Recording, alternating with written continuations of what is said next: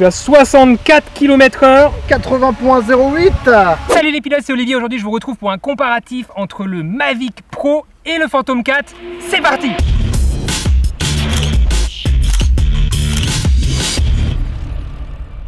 Bon alors oui, il existe plein de tests comparatifs entre le Mavic et le Phantom 4 et même d'autres fantômes, mais j'ai ici mon pote Rudy qui a ramené son Phantom 4. Du coup j'ai pas pu résister à l'envie de faire cette comparaison entre les deux, puisque ce sont deux drones qui ont beaucoup de points communs. Donc on va voir tout ça ensemble avec des tests un petit peu différents de ce que vous avez déjà pu voir sur internet, je l'espère. Alors vous commencez à me connaître, j'aime beaucoup voyager, j'aime bien transporter plein de matériel dans mon sac à dos, mais le but c'est d'en transporter le moins possible, qu'il soit le moins lourd possible et qui procure la meilleure des qualités possibles. Je pense que vous êtes comme moi à ce niveau là. Donc c'est pour ça qu'on va faire un premier test, on va voir ce qu'il est possible de mettre dans nos sacs à dos, que ce soit avec un Mavic Pro ou un Phantom 4, avec aussi quelques autres éléments. Donc on va mettre dans notre sac à dos donc notre drone, on va également y mettre les télécommandes de chaque drone. On a chacun emmené, hop, que je chope, on a emmené chacun 2 batteries de rechange, étant donné que je pense que c'est un peu le minimum à avoir lorsque vous voyagez, avoir au moins 2 batteries en plus de la batterie qui est sur le drone.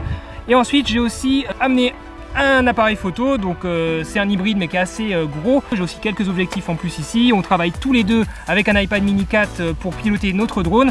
On a tous les deux une boîte avec des filtres. Voilà, on a vraiment l'équipement de base pour réaliser de belles prises de vue en voyage, que ce soit un petit peu dans n'importe quelle condition je pense.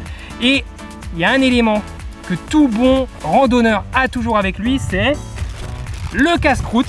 Voilà, donc on a préparé 2 casse-croûtes et on va voir dans quelle mesure on peut emmener vraiment tout ça dans nos 2 sacs à dos et à quel point est-ce que c'est... il a tellement faim, il en peut plus d'attendre.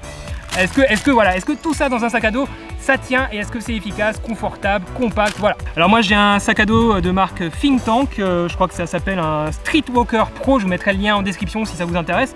C'est un sac que j'adore, que j'utilise depuis des années et j'essaie toujours de tout mettre dans ce petit sac très confortable et très compact. De ton côté, tu as un sac qui est un Manfrotto spécialement conçu pour gérer la gamme Phantom, notamment le Phantom 4. Donc c'est une première différence. Moi j'ai un sac qui n'est pas du tout destiné à la base à transporter un drone, qui n'est pas spécifique au drone, alors que le sien est vraiment conçu pour le Phantom 4. Et je l'ai déjà vu, je peux vous dire qu'il est assez impressionnant ce sac. Donc on va tout de suite faire un test de vitesse et je te propose de commencer. On va ranger chacun nos sacs comme on le ferait pour préparer une rando, un voyage. Très bien. Allez, c'est parti.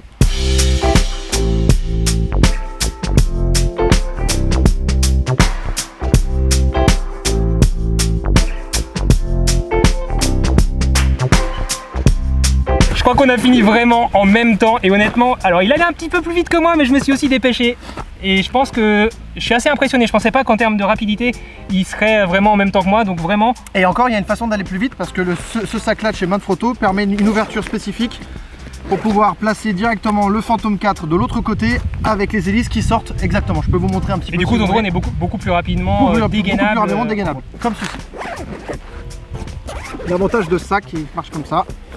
On prend le drone, on referme. Donc si on est encore sur la route, vous ouvrez cette petite partie qui est ici. Vous mettez le drone de ce côté-là. Vous refermez la partie là. Avec cette partie, vous avez les fermetures qui sont sur ce côté. Vous les fermez. Vous remettez vos propellers s'ils ne sont pas déjà dessus. Je vais le faire rapidement pour vous montrer. Voilà, le noir sur le noir. Il n'y a rien de plus simple. Le gris sur le gris. Et voilà. Et là, vous avez votre drone qui est prêt à partir. Et plus besoin de le monter et le démonter directement. Et voilà. Alors que moi de mon côté, lorsque je vais utiliser mon drone, alors j'ai pas un sac spécifique au Mavic, mais il faut à chaque fois que je l'ouvre entièrement, que je fasse gaffe à pas perdre mes affaires qu'il y a dedans, que je sorte un petit peu ce qui traîne sur le drone et que je sorte et que je prépare mon drone. Alors les hélices sont déjà dessus, mais il faut quand même que j'ouvre les différentes pattes du drone, les différents bras comme ça, que j'écarte les hélices, voilà, et là je suis prêt à voler. Par contre ça m'a demandé peut-être un petit peu plus de temps que pour le Phantom 4 et j'ai dû ouvrir entièrement mon sac. Alors évidemment je pourrais très bien aussi ranger mon Mavic dans le sac de Rudy et dans ce cas là j'aurais une vitesse de dégainage de drone, si je puis dire, aussi rapide que lui. Donc voilà, tout dépend aussi ici du sac que vous avez. Par contre l'avantage c'est qu'en pliant mon tout petit Mavic, je peux emmener dans ce sac 2 drones. Voilà, là on a 2 drones à l'intérieur, c'est pas forcément utile, mais c'est juste pour vous montrer qu'il y a beaucoup de place. Donc je vais vous montrer comment j'ai rangé tout ça dans mon sac.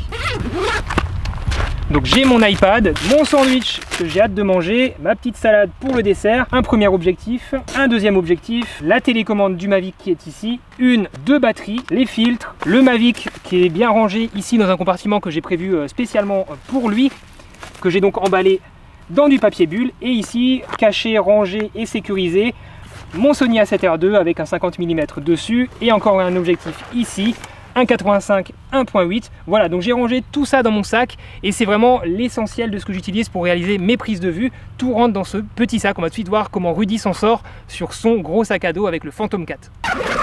Alors, on a ici notre drone avec une batterie à l'intérieur, le Phantom 4, sa télécommande. Ensuite, vous avez 3 compartiments. Ici, j'ai mis mes filtres, une batterie, deuxième compartiment, j'ai encore 2 batteries. Donc là, tu as quand même beaucoup de rangements par rapport à moi. 3 batteries plus celle à l'intérieur et j'aurais pu en mettre encore une de l'autre côté. Ici, volontairement, j'ai mis mon abri de pluie du sac à dos. Et là, sur ce côté-là, vous pouvez mettre tout ce qui est propeller ou autre accessoire sur le côté. Voilà, donc tu as plus de rangements que moi, forcément, vu que tu as aussi un sac beaucoup plus gros que le mien. Mais tu as aussi pu, j'imagine, ranger mon appareil photo. Donc tu vas nous montrer un petit peu là où tu as dû le mettre dans ton sac. On va dans le compartiment qui est fait pour, sur le dessus. Voilà, donc le but ici pour nous, c'était de quand même réussir à emmener donc non pas que le drone, mais aussi donc un appareil photo et quelques objectifs. Donc vous retrouvez ici mon Sony A7R2, le 50 mm, le 85 mm et un 11-18. Par contre, comparé à mon sac de tout à l'heure, vous vous rendez compte par vous-même que le matériel est très mal maintenu puisque tous les objectifs s'entrechoquent et que forcément lorsque vous partez en randonnée comme ça, c'est pas l'idéal du tout. Par contre, ça rentre. Et bien sûr, tu as pu emmener le plus important. Bon voilà, je pense qu'on a fait le tour pour la présentation des 2 sacs à dos. On n'est pas là pour vous vendre un sac à dos ou l'autre. De toute façon, vous pourriez ranger votre appareil photo un petit peu dans n'importe quelle poche de ce grand sac à dos. Idem ici, il y a plein de possibilités. On n'est pas là pour détailler ça. Par contre, on est plutôt là pour voir à quelle vitesse il serait possible de dégainer son drone avec un Phantom 4 ou avec un Mavic, lequel est le plus rapide à mettre en place et à faire voler. Donc pour ça, on a rangé nos 2 drones. Voilà, entièrement, comme on les aurait rangés lorsqu'on part en randonnée, tous les deux, avec nos méthodes et que vous venez de voir. Et on va voir donc en termes de vitesse qui est en vol le plus vite possible. On va faire un vol stationnaire d'1 mètre ici devant vous. Et on va commencer dans 5, 4, 3, 2, 1, c'est parti.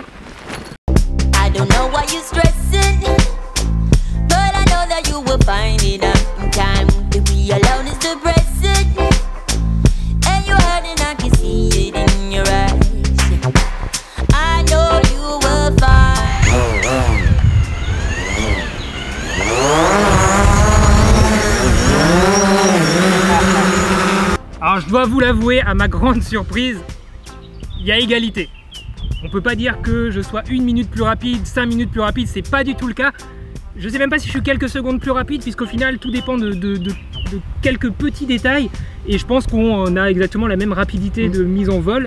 Et je suis très étonné de ça. Donc honnêtement, pas de point spécialement positif pour le Mavic ici.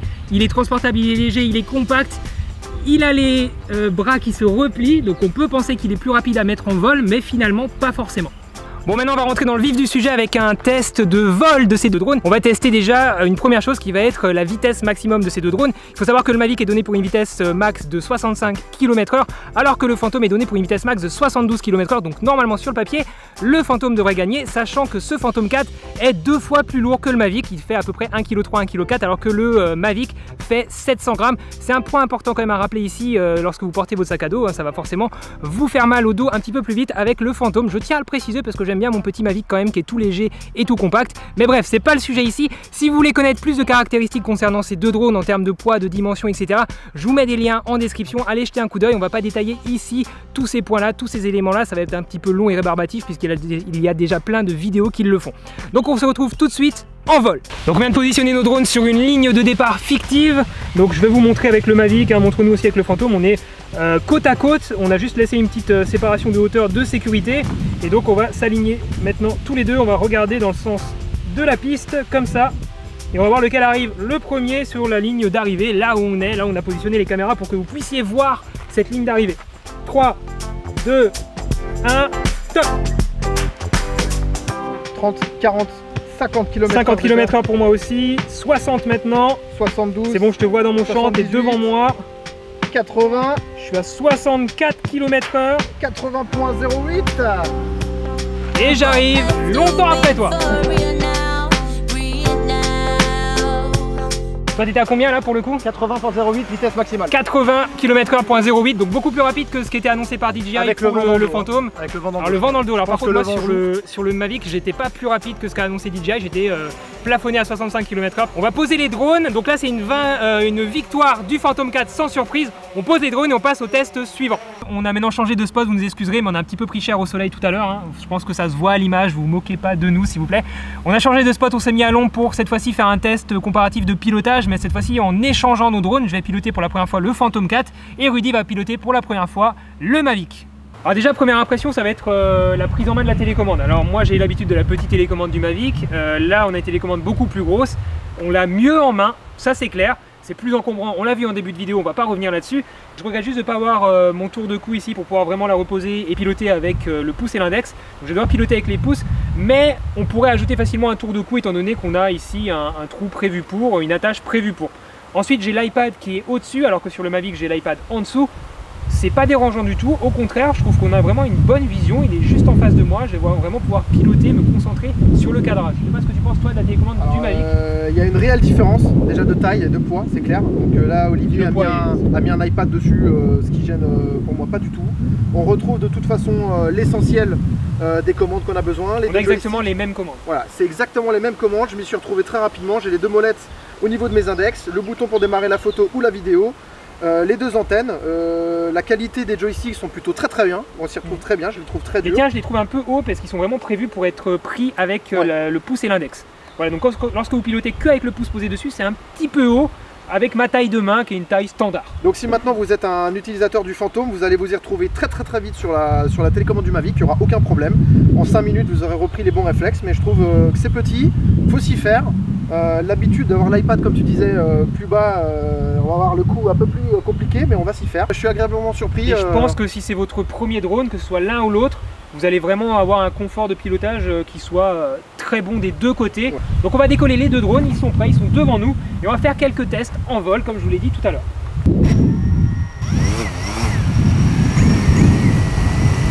Ok, alors déjà premier point, je ne sais pas si vous entendez la différence, le Phantom est beaucoup plus bruyant que le Mavic.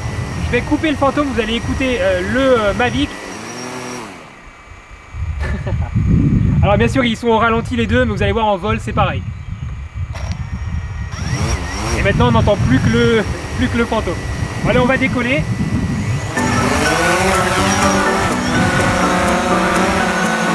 On va faire un premier test de vitesse ascensionnelle. Normalement le Phantom va plus vite sur le papier, donc je pense ça va se vérifier ici en image. Est-ce que tu es prêt? Ouais. Attends, je suis un peu trop haut. Ouais, je vais descendre, c'est bon. 4, 3, 2, 1, top! Est-ce que tu es prêt? Ouais. 3, 2, 1, top! Alors, on est identique, à 3 mètres secondes, c'est évidemment. On va maintenant faire exactement les mêmes prises de vue afin que vous puissiez comparer la qualité des deux caméras.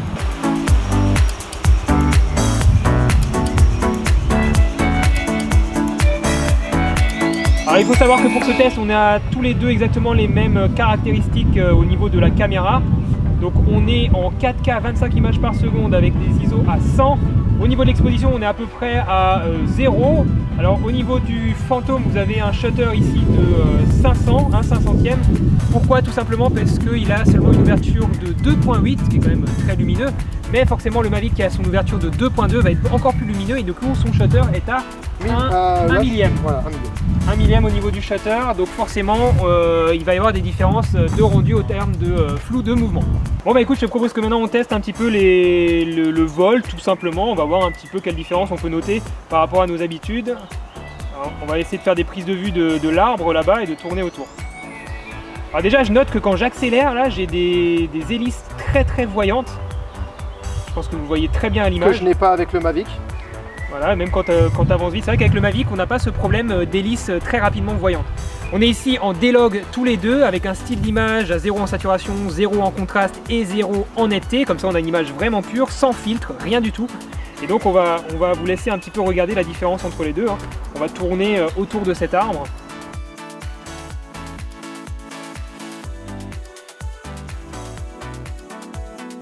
Alors les soucis que vous avez, hein, les ombres que vous voyez, les ombres du soleil, sont tout simplement dus au shutter qui est rapide. Si vous utilisez un filtre ND, que vous mettez votre shutter à 1/50e, vous devriez avoir beaucoup moins de soucis comme ça d'ombre des hélices. Elle devrait être beaucoup moins voyante, que ce soit sur le Phantom ou sur le Mavic. Alors j'ai plus de batterie sur le Phantom, donc je vais le ramener et on va faire un test d'atterrissage avec les deux.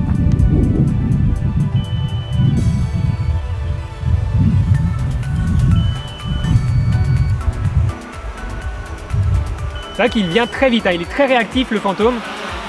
Et moi qui suis habitué au Mavic qui est un petit peu plus lent, un petit peu moins réactif, c'est à peine perturbant, mais c'est vraiment sympa, c'est un plaisir comme ça de le faire voler. On peut plus s'amuser je trouve avec le Phantom qu'avec le Mavic. Ouais. Alors que le Mavic il est peut-être un peu plus cinématographique, on va pouvoir plus facilement faire de belles prises de vue très délicates au niveau du pilotage. Ce qui est très intéressant, c'est qu'on retrouve exactement toutes les commandes et toutes les interactions de chez DJI dans le Mavic, que je pensais quand même assez différent, mais on retrouve exactement les mêmes réflexes, alors, à part la réactivité un peu du moteur, mais on s'y retrouve très rapidement.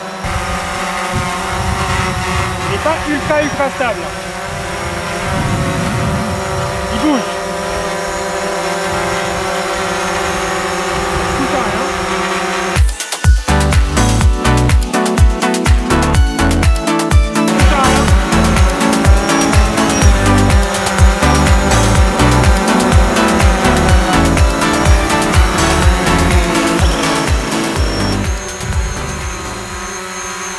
Maintenant vous pouvez entendre le Mavic, c'est un cran en dessous quand même. C'est quand même bien moins bruyant, c'est vrai. Ce qui est pas mal quand même. C'est appréciable, c'est un point appréciable. Donc là, moi comparé au Mavic, comparé entre le Mavic et le Phantom, j'ai l'habitude de descendre bêtement où je peux et je descends et le drone descend sans gueuler. Là je vois quand même qu'au début il me bloque et il me demande si je veux vraiment atterrir. Il faut s'y faire, mais en passant du Phantom au Mavic, on le fait 2-3 fois, ça passe. Ah, allez vas-y. Allez, descends. Voilà. Voilà. Alors c'est vrai que le Mavic a un système comme ça de sécurité qui, lorsque vous approchez du sol pour atterrir, en fait, va d'abord s'arrêter à 50-60 cm du sol et vous allez devoir confirmer que vous voulez atterrir. Et je trouve ça plutôt appréciable pour les débutants surtout qui auraient un petit peu peur de louper leur atterrissage, puisque les phases critiques de vol, que ce soit pour un avion ou un drone, c'est toujours le décollage et l'atterrissage. Et là on a cette petite sécurité où le drone ne va pas atterrir tout de suite, va pas risquer d'atterrir de façon trop brusque, va vous demander de confirmer et il va attirer en fait tout seul. Pourquoi, Vous voyez la différence entre le Mavic et le Phantom, c'est que le Phantom il a un espèce de train d'atterrissage qui est quand même beaucoup plus simple, tandis que le Mavic est quand même très ras du sol. Donc si on veut atterrir un peu dans les herbes hautes, etc., c'est quand même pas mal qu'ils nous demandent si on veut vraiment atterrir. Enfin, bien vérifier qu'il n'y ait pas de petits cailloux, des choses comme ça. Pour éviter un carnage à l'arrivée pour rien quoi. Je vais vous mettre quelques images des gros plans, mais c'est vrai que les hélices du Mavic sont très proches du sol et il est bien de vérifier avant d'atterrir. Il y a 10 cm de différence. Il n'y ait pas un seul caillou qui traîne ou même des hautes herbes qui traînent. Vous allez ici maintenant avoir l'image du Mavic qui est posée ici juste devant vous. Donc vous noterez son angle de champ, en fait on a l'équivalent d'un 28 mm avec une ouverture de 2.2 et cette ouverture de 2.2 va nous permettre comme ça d'avoir un joli bokeh. Je vais vous montrer l'exemple. Je vais avoir comme ça un joli bokeh de premier plan ou même d'arrière-plan dans certains cas. Mais ça peut apporter un petit style. Voilà, si vous faites des prises de vue de quelque chose de proche, ça peut avoir un intérêt, même si forcément je doute que dans l'utilisation quotidienne, ça apporte vraiment un plus. À voir. Ce qui apporte surtout un besoin de focus sur l'écran et de ne pas partir à l'aveugle. Donc il faut absolument, quand on a un sujet, de vérifier si on est bien dans le focus ou pas. Ça c'est sûr, sur le Mavic il va falloir bien le vérifier, c'est pour ça qu'on a le focus picking avec les petits points rouges que je vous expliquais dans une autre vidéo. On va maintenant mettre le Phantom à la place du Mavic juste pour comparer. On a vraiment un angle de vue beaucoup plus large, c'est fou, alors qu'il n'y a que 8 mm d'écart entre les deux. On est ici sur du 20 mm avec une ouverture de 2.8 au niveau du diaphragme. Ce qui fait la différence en fait au niveau de la profondeur de champ, ça va être justement cette focale qui est beaucoup plus grande, donc forcément on va avoir tendance à être net sur une grande images beaucoup plus puissantes on va dire si vous partez c'est vrai que ça va être plus impressionnant, dans la montagne, plus émergent en termes de vidéo puisqu'on a vraiment un très grand angle. Alors c'est vrai que moi je suis habitué au Mavic et du coup j'étais très satisfait de sa focale, mais maintenant que je vois le résultat sur le Phantom 4, je suis assez impressionné et c'est vrai que pour certaines prises de vue comme ça de paysage, pour être vraiment très immersif ou même pour avoir des objets de près et qui soient vraiment très impressionnants, sa focale là de 20 mm vraiment large est plutôt très intéressante. Qui apporte une puissance je pense à l'image, mais sans cet effet de flouté qu'on pourrait avoir peut-être en arrière-plan avec le Mavic. On va passer à la conclusion, on va voir un petit peu quelles sont nos impressions pour conclure. Alors je ne sais pas s'il y a vraiment un gagnant ou un perdant, on va voir ça. Je pense pas, c'est vraiment un usage différent. Le Mavic l'emporte sur sa taille, ça, il n'y a pas photo. Pas photo. On le range, on en range 4, 5, là on ne range qu'un seul fantôme. Le drone est plus petit que ma télécommande du fantôme quand même. C'est vrai que le drone fait voilà, la moitié de la taille presque de la télécommande, donc ça c'est super. Ensuite, au niveau de la rapidité de mise en place, c'est pas un argument pour le Mavic. On a fait le test, vous l'avez vu, le fantôme est aussi rapide à mettre en place et à mettre en vol, donc ça, pas de différence. Au niveau des qualités de vol, on n'a pas fait tous les tests. On aurait pu encore une fois en faire une tonne. On a chacun nos impressions. Moi, je trouve que le fantôme est beaucoup plus réactif que le Mavic. Ça peut être dû à certains réglages, on peut modifier les réglages de pilotage, rendre le fantôme plus mou et le Mavic encore plus dynamique sans même le toucher au mode sport, hein. On peut le rendre plus dynamique via les caractéristiques de l'application. Voilà, mais globalement quand vous achetez l'un et l'autre sans toucher à rien, le fantôme va être plus réactif. Donc le fantôme est peut-être plus un drone qui va être plus amusant en fait à piloter puisqu'il va être un peu plus Il y aura plus de sensations, il va être plus réactif, on va pouvoir pousser les moteurs un peu plus vite. Si vous êtes des utilisateurs du Phantom 4, vous allez vous y retrouver mais très rapidement. C'est un beau joujou. Honnêtement, je suis vraiment bluffé parce que je m'attendais à ce que ça fasse un peu jouer, un peu plastique. Ouais. Je suis vraiment bluffé. Il est clair que dans cette vidéo, on n'est pas venu chercher un gagnant ou un perdant. Je pense que ces deux machines sont vraiment magnifiques. Vous êtes sur les deux fleurons de chez DJI. On n'a pas eu l'occasion encore de mettre nos mains sur le Spark. Il faut absolument être certain que le Spark et le Mavic ou même le Phantom 4 ne seront pas comparables. Je pense qu'il faut surtout pas comparer les drones. Voilà, DJI a vraiment fait une gamme assez complémentaire avec l'Inspire aussi, hein, qui est un drone vraiment professionnel pour le coup, sur lequel vous montez vraiment des caméras qui filment en RAW par exemple. Donc là on est vraiment sur l'Inspire, sur de la qualité ultra professionnelle, vraiment de cinéma. Ensuite on a la gamme des fantômes qui sont on va dire semi-professionnel grand public avec le Phantom 4 et les Phantom 3 qui sont encore disponibles en occasion. Vous êtes vraiment sur du grand public accessible à tout le monde, hein. Même tous les Phantom 4 sont accessibles vraiment à tout le monde en termes de pilotage, très confortable. Ensuite vous avez le Mavic qui est destiné à un autre public, un public qui a envie d'avoir de très belles images en 4K, en Full HD, voilà, tout ce que vous voulez, avec plein d'options comme ça de vol pour vous faciliter les prises de vue, mais qui est plus transportable tout simplement si vous voulez avoir un sac à dos plus petit comme moi. C'est pour ça que j'ai fait ce choix là d'achat, hein. C'est vraiment comme vous l'avez vu en début de vidéo, c'est pour réussir à caser mon drone avec tout le reste de mon matériel. Donc si vous avez plein de matériel photo, vous voulez pas vous en séparer, que vous avez l'habitude d'emmener votre 70-200 avec vous dans votre sac à dos et que vous voulez quand même emmener un drone, dans ce cas là peut-être que le Mavic est le meilleur choix à faire. Ensuite on a, pour finir cette série chez DJI, on a le Spark, le tout nouveau Spark. Cette fois-ci, on est vraiment sur du grand public, très accessible. C'est vraiment le but de DJI. Avoir un drone qui se pilote même sans télécommande. Par contre, du coup, faites gaffe au prix, hein. C'est le prix annoncé est sans inclure de télécommande. Donc, si vous voulez une télécommande, il va falloir dépenser un peu plus dessous. Donc voilà, on a une gamme complète. Ici, on voulait comparer le Mavic et le Phantom 4 parce que ce sont des drones qui, sur le papier, sont relativement similaires en termes de capteurs, de capacité de vol et de performance théoriquement, même si on a vu que le Phantom 4 était plus rapide. Les deux sont de très très beaux bijoux technologiques. Voilà. Le Mavic a apporté une révolution en termes de drone qui est pas négligeable et je suis franchement impressionné. Le Phantom fait partie des fleurons de chez DJI, c'est une valeur sûre, il n'y a aucun problème, vous allez pouvoir vous faire plaisir avec. Vous pouvez aussi vous faire plaisir avec le Mavic. Tout dépend maintenant sur quel type de produit vous voulez vous placer. Je sais qu'en ce moment il y a des super deals sur l'occasion pour acheter un Phantom 4. Il y en aura un peu moins sur le Mavic parce qu'il est beaucoup plus fashion, beaucoup plus prisé, donc il y en aura un peu moins sur le marché de l'occasion. Voilà, mais je sais qu'aujourd'hui, si vous avez un plus petit budget, vous voulez quelque chose qui va durer longtemps, vous pouvez vous acheter un Phantom 4, vous n'en serez pas déçu, il n'y aura aucun problème.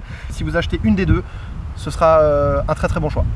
En tout cas, si vous avez des questions, que ce soit sur le Mavic ou sur le Phantom 4, n'hésitez pas à nous les poser dans les commentaires de cette vidéo et je vous invite à visiter la chaîne de Rudy qui a fait une magnifique vidéo sur l'Islande. Je vous mets un lien ici dans une fiche. Donc allez jeter un coup d'œil. Si vous avez des questions sur les fantômes, n'hésitez pas à aller lui poser. Je pense qu'il fera un grand plaisir de répondre aux gens ou alors posez vos questions directement dans les commentaires et je pense qu'il jettera un coup d'œil dans les commentaires de cette vidéo pour vous répondre. En tout cas, je l'espère. Voilà, en attendant, je vous dis faites de belles photos, faites de belles vidéos. Ciao. Tu sais ce que tu dois acheter. Non, tu sais pas ce que tu dois acheter. Tu sais plus. Tu sais plus. T'es encore plus perdu qu'avant en regardant cette vidéo. Tu trembles un peu, t'es un peu... T'étais prêt à acheter avant de regarder cette vidéo et maintenant t'es perdu.